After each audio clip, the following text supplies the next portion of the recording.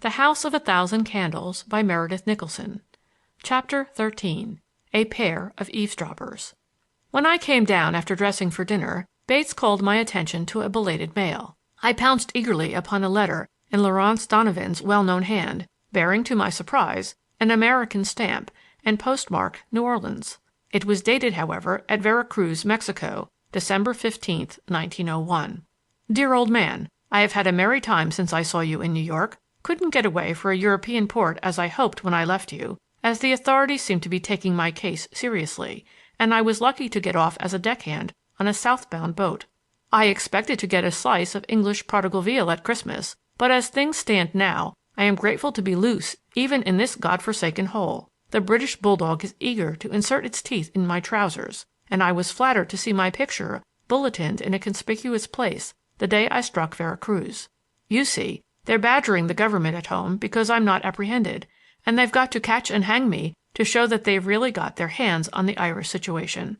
I'm not afraid of the greasers. No people who gorge themselves with bananas and red peppers can be dangerous. But the British consul here has a bad eye, and even as I write I am dimly conscious that a sleek person who is ostensibly engaged in literary work at the next table is really killing time while he waits for me to finish this screed. No doubt you are peacefully settled on your ancestral estate, with only a few months and a little patience between you and your grandfather's shire. You always were a lucky brute. People die just to leave you money, whereas I'll have to die to get out of jail. I hope to land under the Stars and Stripes within a few days, either across country through El Paso or via New Orleans, preferably the former, as a man's social status is rated high in Texas in proportion to the amount of reward that's out for him. They'd probably give me the freedom of the state if they knew my crimes had been the subject of a debate in the House of Commons. But the man across the table is casually looking over here for a glimpse of my signature, so I must give him a good one just for fun. With best wishes always, faithfully yours, George Washington Smith. P.S. I shan't mail this here, but give it to a red-haired Irishman on a steamer that sails north tonight. Pleasant, I must say, this eternal dodging. Wish I could share your rural paradise for the length of a pipe and a bottle. Have forgotten whether you said Indian Territory or Indiana, but will take chances on the latter as more remotely suggesting the aborigines. Bates gave me my coffee in the library, as I wished to settle down to an evening of reflection without delay. Larry's report of himself was not reassuring. I knew that if he had any idea of trying to reach me, he would not mention it in a letter which might fall into the hands of the authorities, and the hope that he might join me grew. I was not, perhaps, entitled to a companion at Glenarm under the terms of my exile, but as a matter of protection in the existing condition of affairs, there could be no legal or moral reason why I should not defend myself against my foes, and Larry was an ally worth having. In all my hours of questioning and anxiety at Glenarm, I never doubted the amiable intentions of my grandfather. His device for compelling my residence at his absurd house was in keeping with his character, and it was all equitable enough. But his dead hand had no control over the strange issue, and I felt justified in interpreting the will in the light of my experiences. I certainly did not intend to appeal to the local police authorities, at least not until the animus of the attack on me was determined. My neighbor, the chaplain, had inadvertently given me a bit of important news, and my mind kept reverting to the fact that Morgan was reporting his injury to the executor of my grandfather's estate in New York.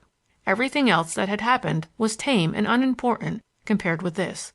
Why had John Marshall Glenarm made Arthur Pickering the executor of his estate? He knew that I detested him, that Pickering's noble aims and high ambitions had been praised by my family until his very name sickened me. And yet my own grandfather had thought it wise to entrust his fortune and my future to the man of all men who was most repugnant to me.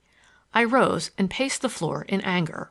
Instead of accepting Pickering's word for it that the will was all straight, I should have employed counsel and taken legal advice before suffering myself to be rushed away into a part of the world I had never visited before, and cooped up in a dreary house under the eye of a somber scoundrel who might poison me any day if he did not prefer to shoot me in my sleep. My rage must fasten upon someone, and Bates was the nearest target for it. I went to the kitchen, where he usually spent his evenings, to vent my feelings upon him, only to find him gone. I climbed to his room and found it empty. Very likely he was off condoling with his friend and fellow conspirator, the caretaker, and I fumed with rage and disappointment. I was thoroughly tired, as tired as on days when I had beaten my way through tropical jungles without food or water, but I wished, in my impotent anger against I knew not what agencies, to punish myself, to induce an utter weariness that would drag me exhausted to bed. The snow in the highway was well beaten down, and I swung off countryward past St. Agatha's. A gray mist hung over the fields in whirling clouds, breaking away occasionally and showing the throbbing winter stars. The walk and my interest in the alternation of star-lighted and mist-wrapped landscape won me to a better state of mind, and after tramping a couple of miles, I set out for home. Several times on my tramp I had caught myself whistling the air of a majestic old hymn and smiled, remembering my young friend Olivia and her playing in the chapel. She was an amusing child. The thought of her further lifted my spirit, and I turned into the school park as I passed the outer gate with a half-recognized wish to pass near the barracks where she spent her days. At the school gate the lamps of a carriage suddenly blurred in the mist.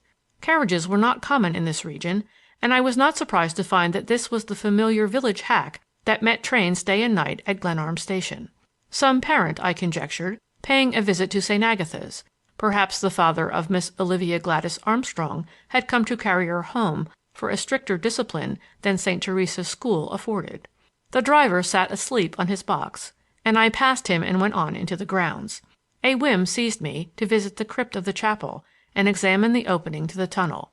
As I passed the little group of school buildings, a man came hurriedly from one of them and turned toward the chapel.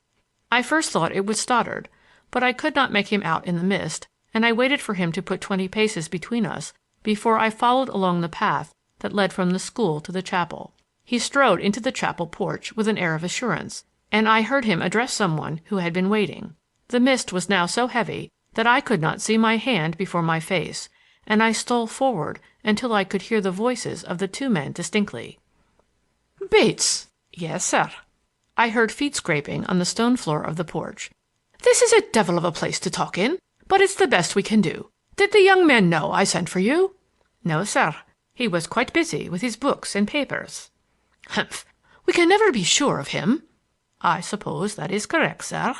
"Well, you and Morgan are a fine pair, I must say. I thought he had some sense, and that you'd see to it that he didn't make a mess of this thing. He's in bed now with a hole in his arm, and you've got to go on alone." "I'll do my best, Mr. Pickering." "Don't call me by that name, you idiot. We're not advertising our business from the housetops." "Certainly not," replied Bates humbly.